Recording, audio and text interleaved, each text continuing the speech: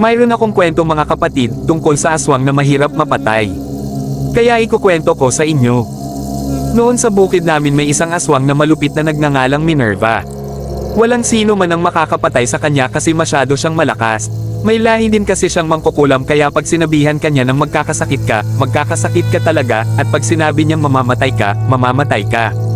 Kaya isang araw, habang nagpupush up ako sa bakuran namin, nakita ko ang aswang na nakatuwad sa may palayan malapit sa bahay ng kapitbahay namin, patago ko siyang nilapitan, at nung nilapitan ko siya habang nagtatago ako, nakita ko siyang tumatae.